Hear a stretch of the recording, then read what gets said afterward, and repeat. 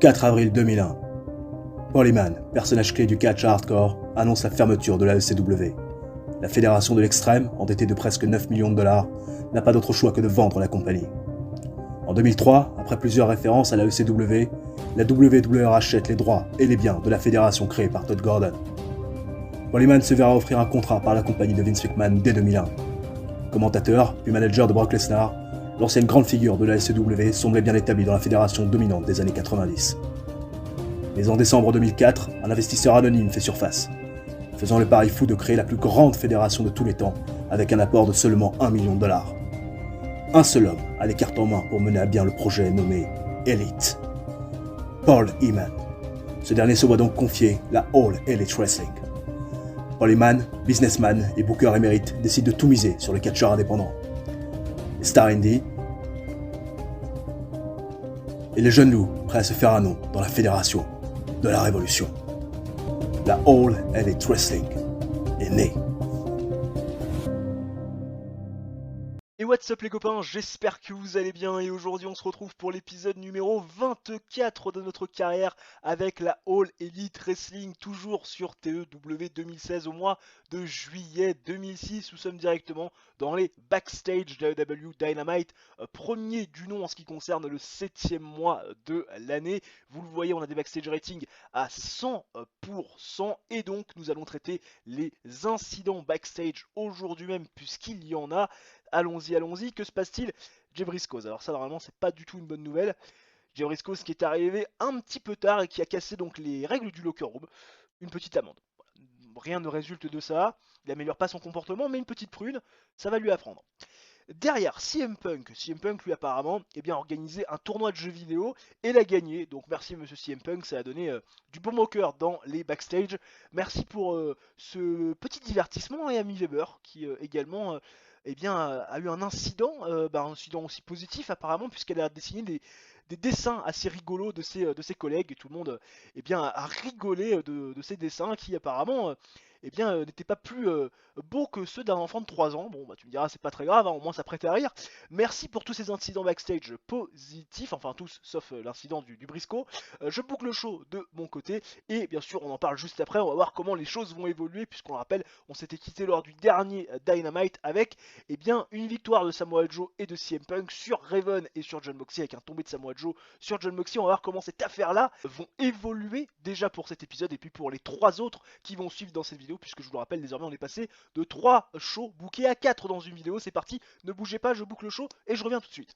Nous voilà partis les copains pour le premier show de la vidéo et le premier AEW Dynamite du mois de juillet 2006. Nous sommes au MN de Love Entertainment Center devant 4427 pèlerins et nous démarrons le show, vous le voyez, avec un rating assez incroyable, 77, l'un des meilleurs angles promo de l'histoire de la fédération. Il y a du beau monde dans le ring, Paul Heyman, Raven, John Moxley, Samoa Joe. Alors comment s'agence ce segment? D'abord vous avez Raven, John Moxley et Paul Heyman qui arrivent pratiquement en même temps. Paul Heyman fait donc l'annonce officielle comme quoi Raven a tenu sa promesse et donc officialise le match entre Raven et Samoa Joe pour le titre mondial, bien évidemment avec un Raven Rules, et bien sûr la stipulation choisie par Raven sera divulguée bien plus tard, mais Samoa Joe lui, bien que content d'avoir son opportunité, va interrompre tout ce beau monde qui était en train de se taper dans le dos, parce qu'on sait que Paul Heyman, Raven, c'est 2 grands copains. On sait quand même que Paul Heyman, même si c'est pas dit clairement, il protège quand même un petit peu Raven, mais Samoa Joe, tu vois, bon, il va un petit peu défier Paul Heyman, Raven et John Moxley, surtout l'autorité de Paul Heyman, en disant bon, c'est bien beau, hein, vous me donnez mon match de championnat seulement, bon, les 2 dernières fois que Raven a défendu son titre, à chaque fois John Moxley était dans les parages, à chaque fois John Moxley est intervenu et a permis à Raven de conserver son titre, et moi il est hors de question que qui que ce soit, et notamment John Moxley, puisse ne serait-ce qu'intervenir dans mon combat. Donc ce soir, je veux affronter John Moxley dans un match d'homme, dans un match hardcore, pour tout simplement déjà me roder, parce qu'on sait que Raven va choisir un match un petit peu chaotique où la brawl et l'hardcore sera de mise. Donc je veux John Moxley dans un match hardcore pour lui apprendre la vie, et surtout pour le mettre out, pour être sûr d'avoir one-on-one à Raven. Et Paul Heyman, avec le public qui fait yes, yes, yes, on veut ce match, we want the match, we want the fight. Paul Heyman annonce ce match pour maintenant tout de suite. John Moxley, Samoa Joe. dans un match hardcore. Raven est moyennement content de la décision, mais Polyman, encore une fois, qui se laisse porter par ce public. Des fois, ça lui joue un petit peu des tours, se laisse porter par l'envie du public et le désir des fans dans les gradins. Raven qui a été une véritable star dans ce segment, tout contraire de Jon Moxley. Polyman qui a fait apparemment un mauvais job pour aller en dehors du script, rien de bien précisé concernant Samoa Joe, c'est pas très grave, en revanche le match suit, non. Non, non. Le match suit, il nous fait un 63 de rating.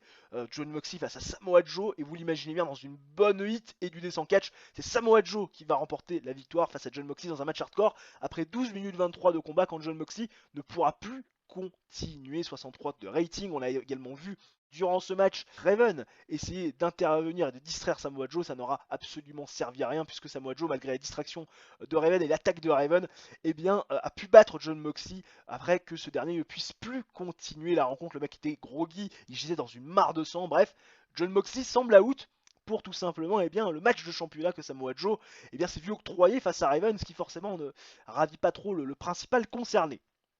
Toujours pas. Performance quand même de 80 aussi à noter de Samoa Joe. Samoa Joe qui peut performer apparemment dans d'autres styles de combat que le combat hardcore, mais pourtant t'es quand même un mec qui a quand même une bonne note en hardcore et en brawl, ça me surprend.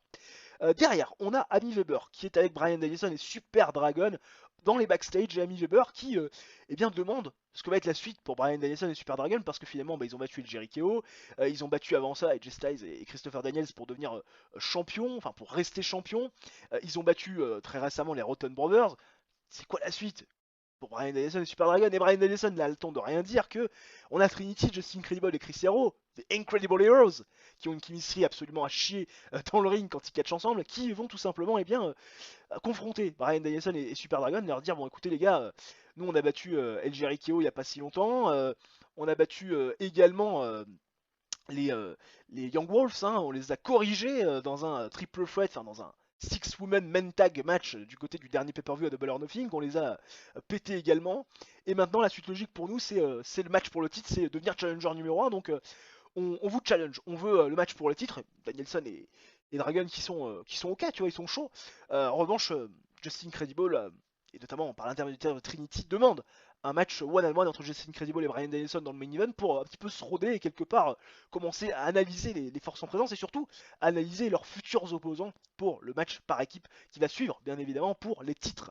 Et Bryan Danielson accepte bien évidemment la requête de Trinity. On aura dans le main event, avant bien évidemment l'affrontement entre les deux teams pour le titre par équipe, un affrontement entre Justin Credible et Bryan Danielson dans le main event. Ça fait un 51 de rating.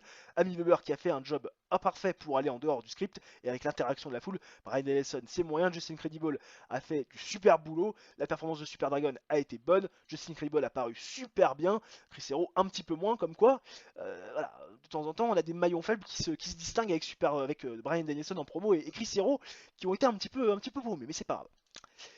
Derrière, Bobby Roode et Tommaso Ciampa qui font face à Amazing Kong et Claudio Castagnoli.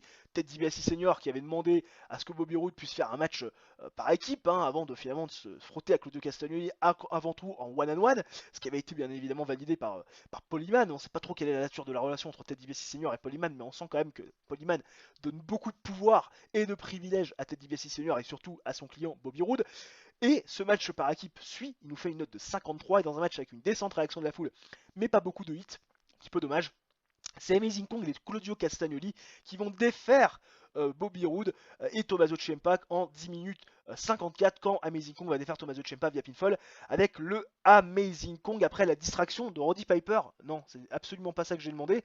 J'ai demandé, si je ne dis pas de bêtises, que peut-être il essaie de distraire Amazing Kong à la fin du combat, ce qui finalement n'a pas empêché Amazing Kong de remporter la victoire. Donc voilà, Roddy Piper n'a absolument pas interféré, c'est Ted DiBiase Senior qui a essayé d'interférer en faveur de Tommaso Ciampa en distrayant Amazing Kong, mais Amazing Kong n'a pas fait grand cas et va pin. Donc Tommaso Ciampa 1-2-3, petite célébration derrière, et on aura dans les prochaines semaines, peut-être même la semaine prochaine, l'affrontement entre Claudio Castagnoli et Bobby Roode en match one-on-one pour que Claudio Castagnoli puisse faire ravaler les dents à Bobby Roode. Au niveau des performances in ring, on est à 31 pour Tommaso Ciampa, 36 pour Bobby Roode, 58 pour Claudio Castagnoli et 48 pour Amazing Kong.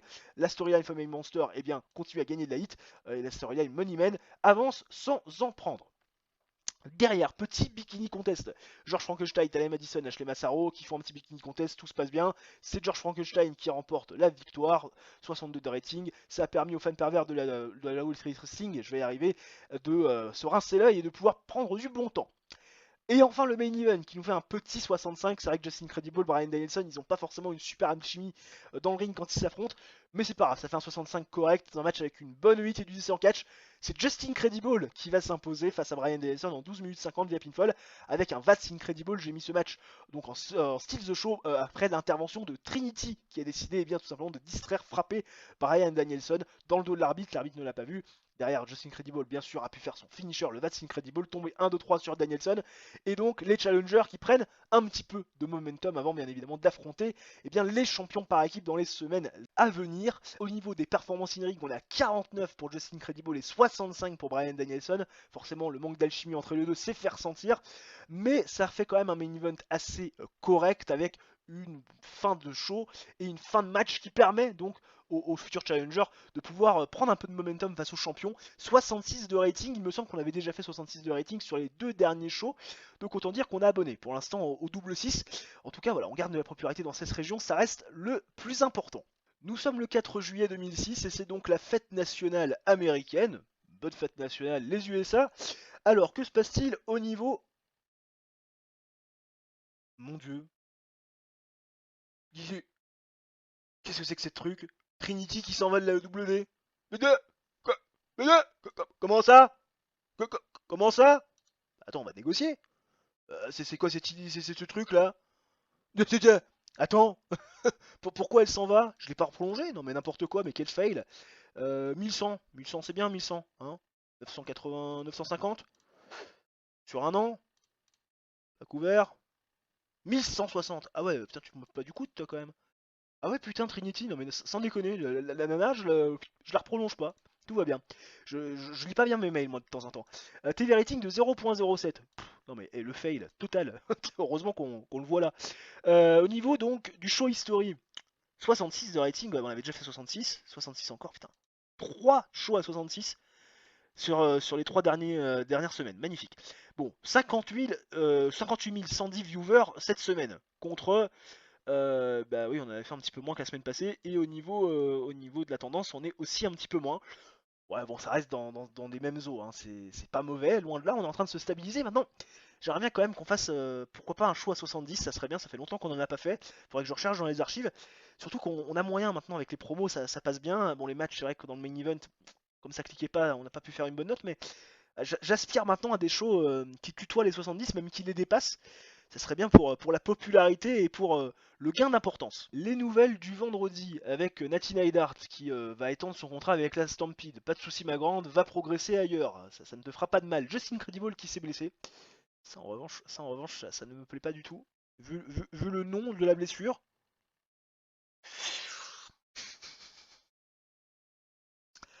Ah putain, c'est dur. Ah c'est dur, mais c'est... Ah son deck. Oh la division tag team, mais c'est quoi ce truc? 2 mois et une semaine. Oh, je peux pas l'utiliser. Bah c'est mort, hein. C'est mort, je peux pas faire mon match. Tout va bien. Je suis heureux. Aucun incident backstage, les gens cette semaine, donc du coup on essaie un petit middle, hein, assez random pour le coup, entre Bobby Roode et Tommaso Ciampa, enfin random. Les mecs ont quand même fait équipe, sont un peu dans le même clan, on va voir s'il peut y avoir un positif médié. Et non, pas d'effet particulier pour l'instant, c'est pas grave, au moins on aura tenté, sans regret. Oula! Oula! On arrête tout! 99! Regardez-moi cette note! Oh bon, on commence bien! OMN de l'Et Entertainment Center devant 4595 personnes. 99! Oui, c'est la note du rating pour le segment de signature de contrat entre Raven et Samoa Joe. Paul Heyman est bien sûr présent parce que c'est le chairman, hein, c'est le responsable, c'est celui qui prend les décisions. Bon, maintenant il va falloir que je vous explique bien les choses parce que bon, 99 c'est pas le tout. Un petit peu de précision sur ce qui s'est passé. Bon, Polyman nous annonce déjà ce qu'on sait, ça sera un match d'hommes entre Raven et Samoa Joe la semaine prochaine pour le titre mondial. C'est acté, ça sera un match hardcore dans cette signature de contrat, dans ce segment de signature de contrat. Samoa Joe rappelle ce qui s'est passé la semaine dernière. Il a botté le cul de John Moxley, il l'a laissé giser dans une mare de sang, ce qui veut dire que la semaine prochaine pour le match, Raven n'aura pas d'aide. Raven sera one-on-one face à Samoa Joe dans des règles extrêmes où Samoa Joe excelle. Donc ça, Samoa Joe s'en félicite, même si Raven n'hésite pas dans cette promo, malgré l'entrain de Samoa Joe, un petit peu de lui couper les sous-pieds, leur de dire mon petit pote calme-toi, parce que, bon, quand tu as été mis dans des matchs hardcore, des matchs d'hommes, eh bien, notamment pour les titres, tu as toujours perdu. Hein. Quand il y avait Jay Styles, Dustin Rhodes face à toi dans un triple threat, hardcore match, tu as perdu. Dans un first blood match face à Jay Styles, tu as perdu. T'es pas là dans les grands rendez-vous, t'es pas capable de gagner ces matchs d'hommes dans les grands rendez-vous dès qu'il y a un petit peu d'opposition, parce que bon, Bad John Moxley c'est bien, c'est vrai, mais ça reste un petit gars qui est en rodage, qui est en apprentissage. Et Samoa Joe lui dit, écoute, y a pas de souci, ce soir moi je peux te prouver que je suis capable de battre des mecs à gros calibre, choisis n'importe qui dans le main event, je l'affronte, et je lui botte le cul dans des règles hardcore. Voilà un petit peu ce qu'a pu se dire dans cette promo qui est extrêmement chaude, et qui va bien sûr, bien évidemment déboucher, on l'espère, sur un match extraordinaire dans le main event de la semaine prochaine. Polyman a fait un super boulot, Raven pareil, Samoa Joe, même si c'était pas top, ça reste quand même bon. Tu m'étonnes, le show a démarré super bien. 99, Raven qui a paru super bon dans la promo. Énorme 99, je m'attendais pas à faire un 99 aussi vite. Non, toujours pas. Derrière, Roddy Piper et Amazing Kong vont interrompre Rena Mero, ou plutôt vont arriver sur le ring pour titiller Rena Mero, parce que, eh bien, il y a quelques semaines, elle a mis son titre en jeu face à Jazz, disant que c'était une fighting champion, disant qu'elle reculait finalement devant rien, qu'elle n'avait peur de personne. Très bien, et ben aujourd'hui, il va falloir assumer à nouveau ses paroles, puisque Roddy Piper, qui un petit peu regonflé à bloc, notamment avec la victoire d'Amazing Kong, a fait le tomber sur Tommaso Ciampa la semaine dernière dans le match tag team, qui avait opposé, on rappelle, Bobby Roode, Tommaso Ciampa, et puis Amazing Kong à Claudio Castagnoli. Roddy Piper a dit que c'était peut-être le bon moment pour que sa cliente ait un match. Et Ren Amero, qui était à la table des commentateurs, qui était en tenue de ring en dessous de sa robe, prend sa ceinture et elle dit moi je m'en fous, je suis une fighting champ, j'y vais et je l'affronte. Polyman prend donc la place, hein. Un petit peu surpris quand même de voir Ren Amero répondre au challenge d'Amazing Kong par l'intermédiaire de Roddy Piper aussi rapidement. Les performances sont plutôt pas mal pour Ren Amero, également pas mal en ce qui concerne Roddy Piper. La storyline avance et gagne de la hit, mais ce qui est très intéressant, c'est le match d'après, bien évidemment.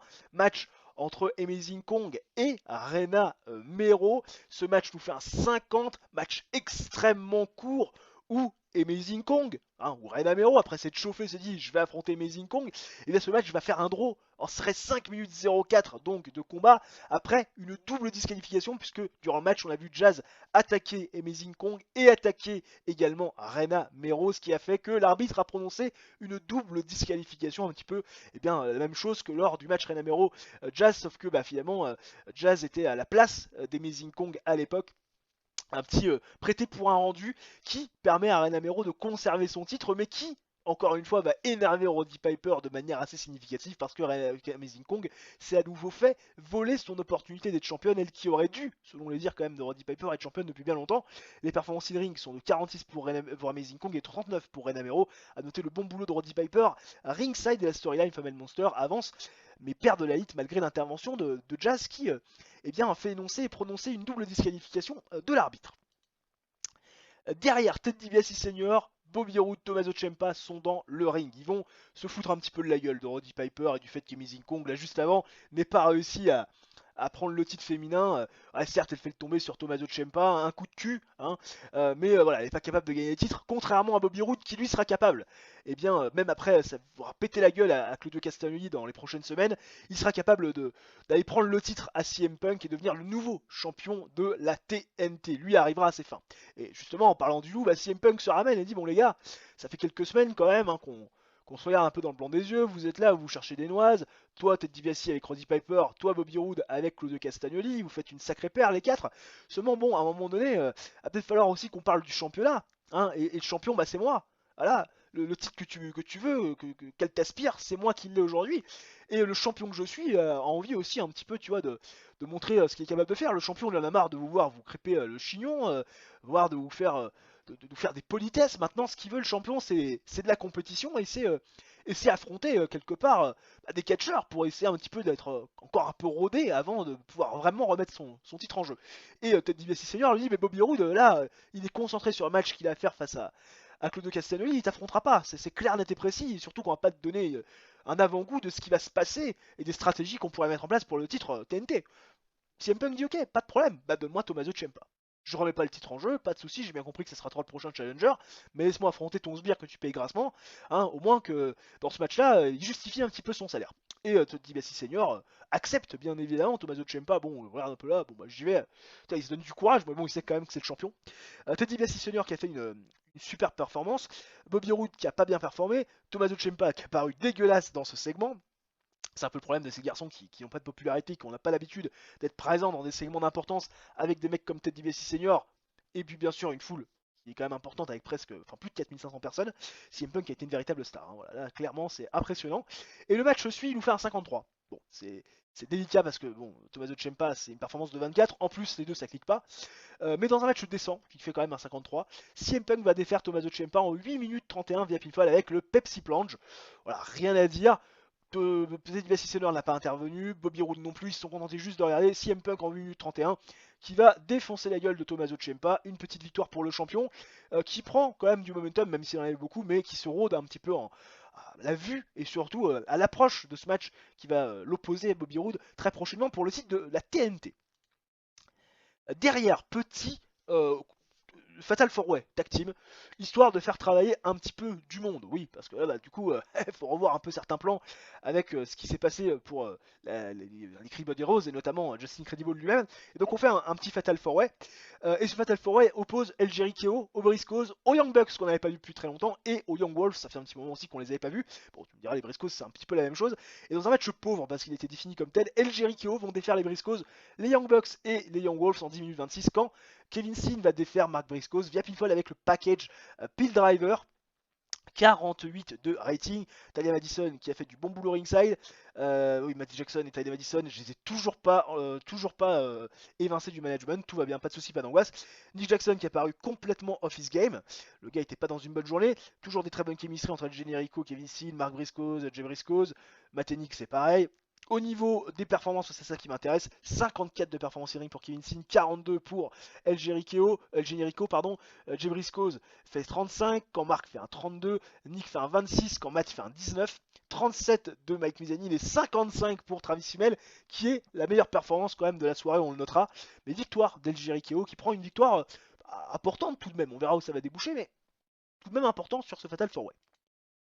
Et enfin le main event qui fait une très bonne note de 77, match entre Samoa Joe et Balls Mahoney. On avait Raven et Polyman aux commentaires, il n'y aura pas d'intervention dans ce match, on va se contenter de regarder simplement. Match avec une grande élite et du décent catch, et du bon catch que dit Samoa Joe va défaire Balls Mahoney dans ce match hardcore en 13 minutes 06 quand Balls Mahoney ne pourra pas se relever après le compte de 10 de l'arbitre suite à l'Iceland Pre-Driver que Samoa Joe lui aura porté précédemment. 77 de rating, Balls Mahoney a paru vraiment fatigué à la fin de ce match. Joe Styles et Raven ont une bonne chemistry quand ils commentent les matchs ensemble.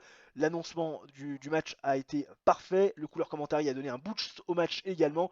Ça a buzzé, tu m'étonnes, bien évidemment. 83 de performance in-ring pour Samoa Joe et Balls Mahoney fait un 47 que demande le peuple. On finit sur un très bon 77 et normalement, là le show à 70, à plus de 70 sont là.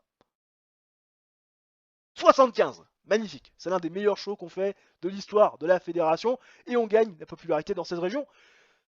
Je suis content. Les nouvelles post-AEW Dynamite avec d'abord le TV rating qui fait 0.07, on va aller voir ça tout de suite, et Raven qui nous donne son opinion par rapport à Bobby Roode qui apparemment selon lui ne connecte pas assez avec les fans, il va falloir apprendre à ce gamin à travailler correctement. Ok, on note l'avis de Raven, bon, c'est vrai que pour l'instant je suis pas non plus super convaincu pour l'instant par les performances de Bobby Roode, mais on verra bien comment ça va se goupiller. Faut laisser le temps se faire, hein, comme dirait l'autre. En plus, il est un bon manager, ça peut l'aider. Donc 75 de rating, on fait 58 710 viewers donc via le broadcast, 4595 personnes dans les gradins par rapport à la semaine dernière. Eh bien, on augmente légèrement, mais on augmente quand même. Pourtant, on fait à 9 points de plus que la semaine passée.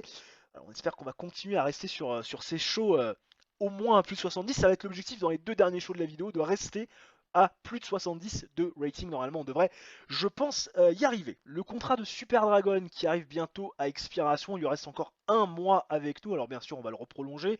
Il me reste encore une petite vingtaine de jours pour lui proposer un contrat. Je vais essayer comme de me noter dans un petit coin de la tête qu'il faut que je le prolonge, histoire quand même de ne pas me retrouver dans une situation où je vois Super Dragon se casse de la compagnie, hein, tu vois, mettant ainsi les titres tag team vacants, ça m'emmerderait un petit peu quand même, donc je vais me le noter dans un coin de ma tête, histoire de ne pas oublier de le reprolonger, surtout qu'il fait quand même du bon boulot le garçon. On se retrouve les copains dans les backstage de la EW Dynamite, troisième du nom en ce mois de juillet 2006, vous le voyez, il y a des locker rooms incidents, nous avons toujours des backstage ratings à 100%, on verra si après le traitement de ces incidents, on aura toujours 100%.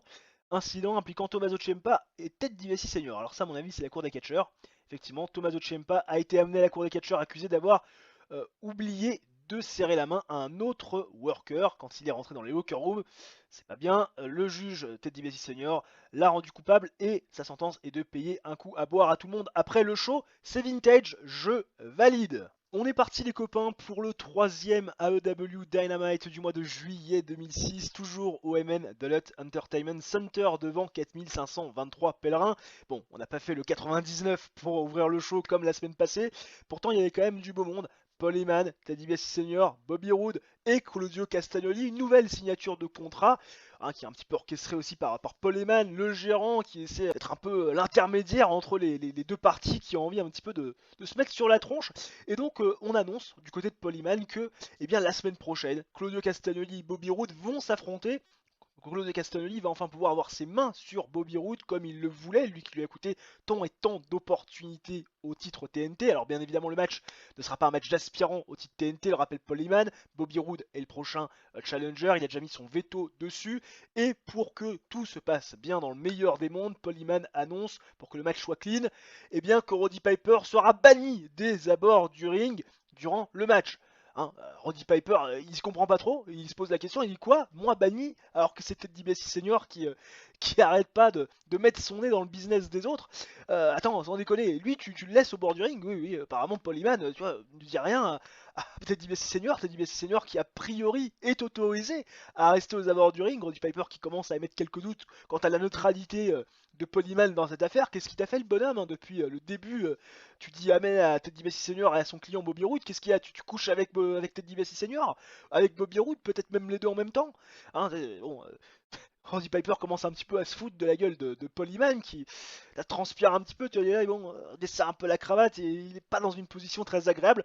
En tout cas, ce qui est sûr, c'est que le match et le topo du match est bien clair. La semaine prochaine, les deux vont s'affronter dans un match simple, avec disqualification bien évidemment possible, mais surtout sans Roddy Piper aux abords du ring et la présence de Ted DiBiase Senior bien évidemment dans le coin de Bobby Roode, puisque l'impartialité de Paul Heyman est de mise, même si Ted DiBiase Senior nous dit que à la Claudio Castagnoli, notamment Roddy Piper, ils n'auront plus de doute quant aux performances de Bobby Roode et à sa neutralité dans toutes les affaires lorsque Bobby Roode ce soir affrontera Matt Sydal. Hein, ils verront l'étendue de Bobby Roode, l'étendue de talent de Bobby Roode et puis surtout la neutralité également de Ted DiBiase Senior qui s'est resté en dehors du business. On verra bien évidemment comment ça se passera tout à l'heure. Ted DiBiase Senior qui s'est amélioré sur sa gimmick, pareil pour Bobby Roode. Roddy Piper qui apparemment a bien improvisé durant ce segment, ça commence plutôt bien, la foule est chaude, l'angle aussi, la qualité de l'announcement et du commentary a permis à la storyline et à ce segment d'avancer, donc tout va bien, 54 de rating. On prend derrière le match CM Punk, Axel Rotten, oui on va quand même donner un petit peu de temps d'antenne à CM Punk, qu'on avait déjà eu la semaine passée, le titre n'est toujours pas en jeu, on rappelle, le veto de Paul Heyman, le prochain challenger c'est Bobby Roode, donc CM Punk doit faire sentier, doit ranger un petit peu son frein, il affronte Axel Rotten qui a pu son partenaire et donc frère Ian Rotten, puisque ce dernier est blessé, pendant une durée quand même pour plus d'un an maintenant. Donc CM Punk va faire face à Axel Rotten, un match qui nous fait un petit 66, match décent. CM Punk défait Axel Rotten en 10 minutes 25 via pinfall avec le Pepsi Plunge, match que j'ai mis en régular, tout va bien, Axel Rotten qui apparemment été... Oh putain. Oh non. Ah c'est pas possible. Non c'est pas possible, j'en peux plus. CM Punk qui s'est blessé, il s'est cassé les côtes le con. Ah putain, alors là en revanche ça va être la merde. 73 de performance in ring pour CM Punk, 34 pour Axel Rotten. Tout va bien. Là, les blessures, c'est... Mon dieu, ça me pourrit mes chaud. Enfin, c'est pas grave, on enchaîne. Derrière, on se retrouve backstage avec Paul Heyman qui annonce à Bryan Danielson et Super Dragon que Incredible Heroes eh bien, ne seront pas leurs prochains challengers, puisque Justin Incredible souffre d'une blessure qui va le laisser éloigné des rings pendant 2 mois, et donc le Fatal 4-Way qui a été remporté la semaine dernière par Kevin Steen et El Generico, donc fait office de match d'aspirant numéro 1, et donc El Generico ainsi que Kevin Steen, El Jericho vont pouvoir avoir une nouvelle chance face à Bryan Danielson et Super Dragon. Les deux la dernière fois s'étaient affrontés, les deux équipes. Malheureusement on se souvient qu'il y avait une intervention des frères Orton, donc ils espèrent que ça va être clean. Seulement Kip James arrive et s'immisce un petit peu dans la discussion et dit bon les gars, je sais que vous avez remporté votre match la semaine dernière pour être challenger, même si c'était pas prévu comme tel. Bon, voilà, moi la semaine prochaine j'ai une arrivée de marque. Voilà, je vais présenter quelqu'un à la foule, à une vieille connaissance que les gens ont aimé à la grande époque. Et c'est vrai que voilà, j'aimerais bien que fasse son retour ce mec-là. Dans un match important pour les titres par équipe. Donc si vous acceptez que le match puisse être en triple threat, ça serait super pour le spectacle et pour le retour de ce bonhomme en question. On sait pas plus. Et Kevin Steen et le Generico, tu vois, qui sont des faces, ne vont pas s'opposer à la venue de Kip James et à son partenaire parce que Kip James il s'est fait voler beaucoup d'opportunités, donc ils compatissent. Et donc Kevin Steen et le Generico sont prêts à intégrer Kip James avec son partenaire dans un triple threat. Bryan Danielson et Super Dragon n'y voient pas non plus d'objection. Donc on aura bien un triple threat donc dans les prochaines semaines pour les titres par équipe. Bryan Danielson a été pauvre pour aller en dehors du script. Kevin Steen a fait un job magnifique pour aller finalement interagir avec la foule. Kip James a improvisé super bien dans ce triangle. Super Dragon a paru super bon. Et le Generico complètement paumé. Rien de bien particulier précisé sur Polyman, mais ça fait un petit 57 de rating. Derrière, Jazz va faire face à Gaikim dans un match qui nous fait 50, match de descente où Jazz va défaire Gaikim en 5 minutes 31 via pinfall avec le Jazz Stinger, 49 de performance in ring pour Jazz, 36 pour Gaikim. Ce qui est intéressant, c'est ce qui se passe juste après, ça nous fait un 61. Jazz va un petit peu confronter Rena Mero qui est à la table des commentateurs pour dire bon Rena, la semaine dernière ça va, toujours championne, tout va bien, hein, je l'ai pas fait pour toi cette attaque, hein, cette double disqualification, je l'ai pas fait pour t'arranger, je l'ai pas fait pour te permettre de garder le titre, je l'ai fait parce que j'ai voulu me venger de ce qui s'est passé il y a quelques semaines quand Amazing Kong a intervenu dans notre match que j'allais remporter si elle était restée loin de mon business. Donc maintenant c'est très clair, je veux mon opportunité, je veux tout simplement pouvoir te river les épaules, cette fois-ci pour le titre, comme je l'avais fait dans un match par équipe, lorsque tu faisais copain-copine avec Nicky Rocks et moi où j'étais associé à Amazing Kong pour le business.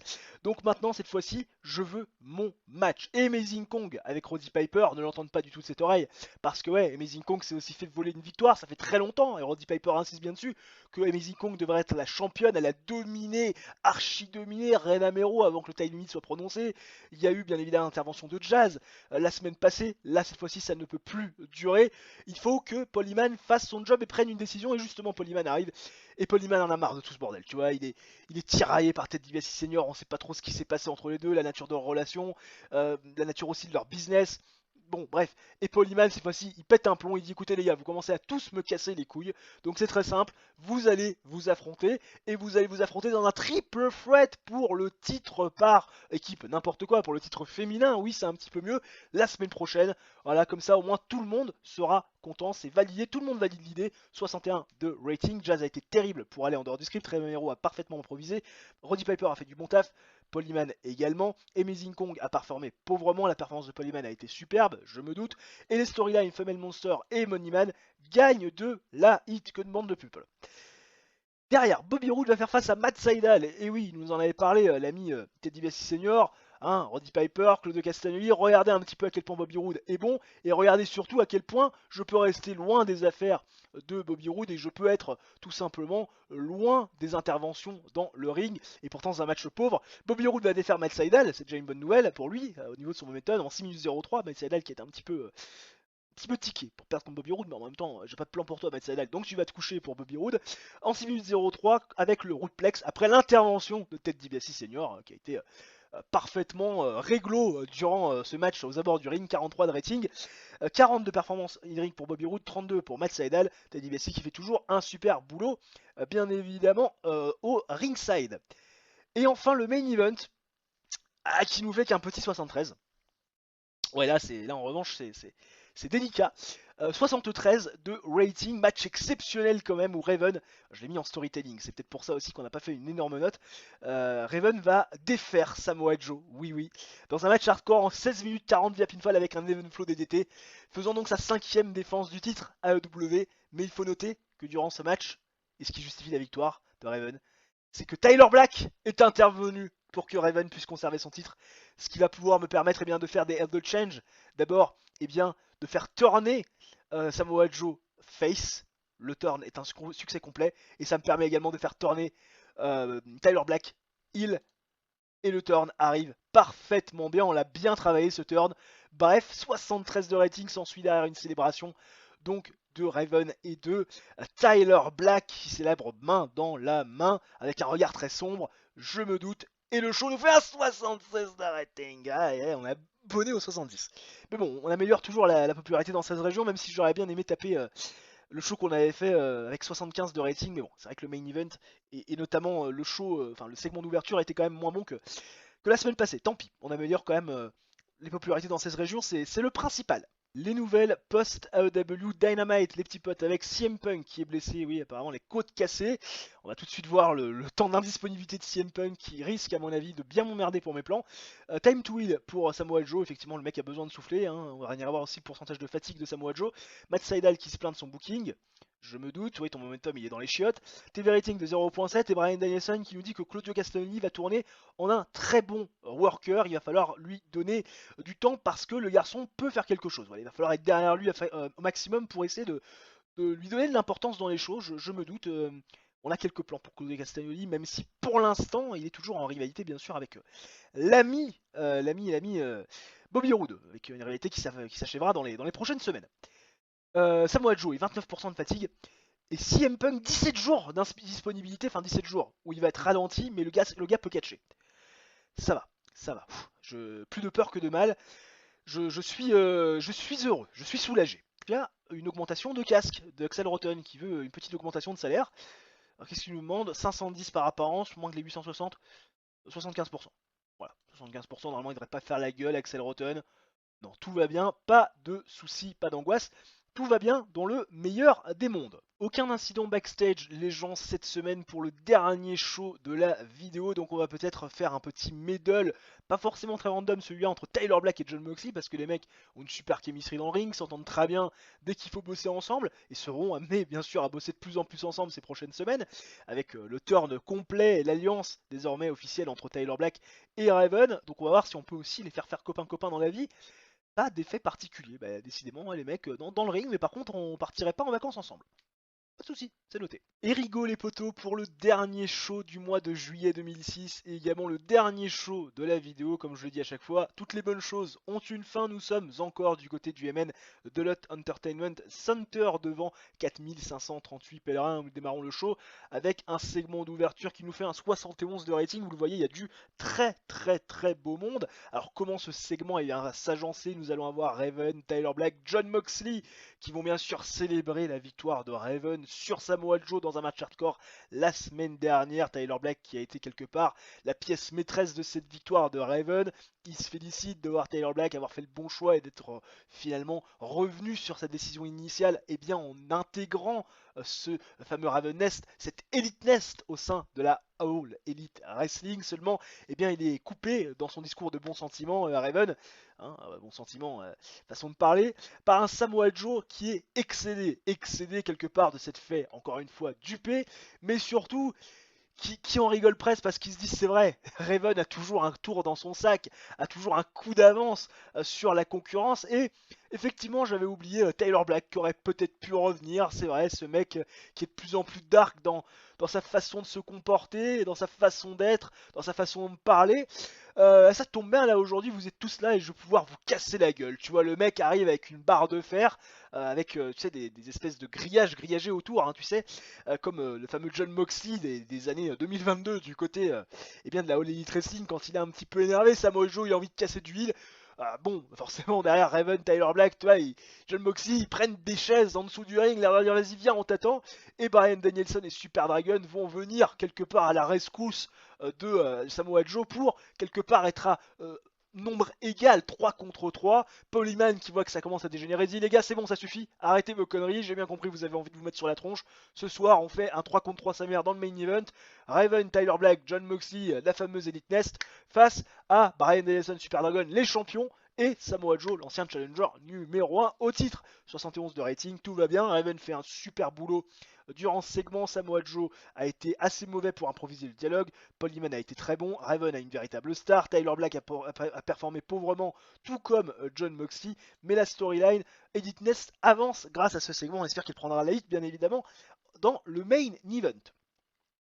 Derrière le match donc de championnat féminin, Reina Mero Amazing Kong face à Jazz dans un match décent. Oui, ce triple threat est enfin là. Amazing Kong va défaire Reina Mero et Jazz en 9 minutes 54 via stoppage quand Reina Mero ne pourra plus continuer. Reina Mero a été rapatriée dans une civière avec l'énorme mièvre. Tu vois, les gens se sont affairés autour de Reina Mero qui ne bougeait plus, qui devenait complètement inconsciente. Bref, Amazing Kong remporte donc le championnat féminin de la All Elite Wrestling et devient donc la nouvelle championne du monde de la fédération. 49 de rating, performance de 42 de Reina Mero, de 50 d'Amazing Kong et de 49 de Jazz. Roddy Piper a fait un super boulot ringside et la qualité de l'announcing et de la table des commentateurs a permis au match finalement d'avoir un boost storyline, donc Female Monster, qui continue grâce à ce segment. Derrière, Travis Fimmel, Mike Mizanin et Becky Belles qui avaient fait leur retour après quelques semaines d'absence la semaine passée, ou il y a 2 semaines, que dis-je, lors de ce fameux Fatal 4-Way Tag Team Match. Bon, Travis Fimmel et Mike Mizanin n'ont pas gagné, ils n'ont pas pris le pin, mais ils sont pas non plus challengers. Mais Travis Fimmel et Mike Mizanin, ils ont envie de se foutre de la gueule de Kim James et surtout de l'improfessionnalisme de Paul Heyman d'avoir octroyé un match à Kim James, à son partenaire mystère, pour le titre par équipe, alors que les mecs n'ont rien fait. Alors certes, Kim James c'est un ancien champion par équipe, mais enfin bon, son partenaire il a terminé dans un cercueil, c'est la vieille génération, le mec a été incapable de remporter un titre solo, le mec se perd, il vient dans la division tag team, pas par envie, pas parce qu'il y croit, et pas parce qu'il a envie de performer dans cette division, mais simplement parce que finalement il a plus d'opportunités en singles competition. Donc Travis Fimmel, tu vois, il trash talk un petit peu à Kim James, et il invite Kim James à se ramener avec son fameux partenaire qui mérite une opportunité au titre, soi-disant, pour les affronter, lui, Travis Fimmel et Mike Mizanin, les Young Wolves. Bon, le couleur commentary qui donne un boost au match, Mike Mizanin qui a pas du tout paru bon dans ce segment, Travis Fimmel qui a dû faire une bonne improvisation au micro, mais c'est pas notifié, à mon avis avec le 58 de rating, à mon avis il a dû quand même bien se débrouiller. Becky Belles qui a priori aussi a fait un segment plutôt potable, je l'ai mis en sex appeal, la jeune femme. Et au niveau donc du match qui suit, parce que oui, il faut quand même en parler, c'est le plus important, les Young Wolves vont faire face donc à Kim James et à son partenaire mystère, qui n'est d'autre que Mike Barton. Oui, formé à l'époque de la WWF, les Smoking Guns, et donc The Teen Idols, comme ils s'appellent, du côté de la fédération de l'élite, vont affronter les Young Wolves dans un match décent. Les Teen Idols vont battre les Young Wolves en 9 minutes 26 quand Mike Barton va défaire Mike Mizanin via pinfall avec le Side Winder. En termes d'in-ring work, Kim James a été bien sûr au-dessus de tout le monde. Becky Belles a fait un bon travail ringside. Mike Barton qui a utilisé sa gimmick de badass, c'est awful. Mon dieu, c'était une horreur. Mike Barton aussi, Office Game, pas du tout dans un bon jour le garçon, mais Kim James et Mike Barton qui ont une bonne chemistry ensemble, ça va noter, ça quelque part peut-être permettre d'élever les performances. 54 de performance in ring pour Travis Fimmel, on a 37 pour Mike Mizanin, Mike Barton fait un 34 effectivement, quand Kim James fait un 64, un petit peu en dedans, l'ami Kim James, mais le principal c'est de voir les Teen Idols se reformer, donc à la All Elite Wrestling, et prendre une première victoire face aux Young Wolves qui encore une fois trop ouvert leur gueule. 62 rating, on prend. Derrière, George Frankenstein fait un petit striptease, tout le monde se rince l'œil, 67 de rating, RAS. Derrière, Claudio Castagnoli face à Bobby Roode, match décent, oui, où Claudio Castagnoli et Bobby Roode vont s'affronter pendant 7 minutes 38. On a vu Ted DiBiase Senior tenter d'intervenir à plusieurs reprises, on a vu Roddy Piper essayer de s'immiscer un peu dans le combat, Paul Heyman qui l'a retenu, qui est allé voir Ted DiBiase Senior, qui lui a dit mon pote, quand même, voilà, à un moment donné, ça serait bien quand même que ça se passe un petit peu clean, tu vois, Paul Heyman, on sent qu'il a des sueurs froides qui coulent le long du dos et le long de son crâne, parce que bon, il veut pas trop non plus se mettre à dos Ted DiBiase Senior. On connaît pas encore la nature de leur relation, mais on imagine que s'il lui passe tout, c'est qu'il y a une raison, et que la raison n'est pas forcément que bonne. Mais voilà, Ted DiBiase Senior qui en fait un peu casse sa tête, qui lui dit c'est pas comme ça que c'est censé se passer. Paul Heyman qui lui dit bon quand même, sois sympa et tout, et dans le dos de Paul Heyman, on a Tommaso Ciampa qui va intervenir, mais ce con, il frappe Bobby Roode, ce qui permet à Claudio Castagnoli de faire son finisher et de s'imposer, tomber 1, 2, 3, victoire de Claudio Castagnoli sur Bobby Roode, après la distraction manquée de Tommaso Ciampa. Teddy DiBiase Senior qui se prend la tête entre les mains, qui se dit c'est pas possible. Tommaso Ciampa qui regarde un petit peu Teddy DiBiase Senior d'un air niais, Roddy Piper qui a le sourire, Claudio Castagnoli également, enfin bref, c'est n'importe quoi. Toujours une très bonne chimistry entre Claudio Castagnoli et Roddy Piper. Teddy DiBiase Senior qui a fait du bon job à ringside, performance de 54 de Claudio Castagnoli et de 40 pour Bobby Roode, et la storyline Moneyman avance grâce à ce segment. Et enfin le main event qui nous fait 1,73 de rating correct, j'aurais pu m'attendre à mieux au vu des protagonistes. Samoa Joe, Danielson et Dragon d'un côté face à Raven et The Nest, donc la nouvelle équipe formée par bien sûr Tyler Black et Jon Moxley dans un match avec une grande lutte et du bon catch. C'est Raven et The Nest qui vont défaire Samoa Joe et les champions Danielson et Dragon en 14 minutes 26 dans un match Steal the Show où Tyler Black va défaire Super Dragon après avoir utilisé des tactiques douteuses pour finalement prendre le meilleur sur Super Dragon, la moitié des champions par équipe en termes d'in-ring work. Bien sûr, Jon Moxley a été le moins bon durant ce match. Ça paraît logique. Samoa Joe qui fait un 80 de performance in-ring, 68 de Dragon, 74 de Danielson, 49 de Tyler Black, 35 de Jon Moxley et 64 de Raven. Et la storyline Initest avance grâce à ce segment et la victoire donc de Tyler Black sur Super Dragon avec des tactiques illicites. Bref, on termine le show avec une victoire des Heels et on fait un 68 de rating, un petit peu mieux que les 66.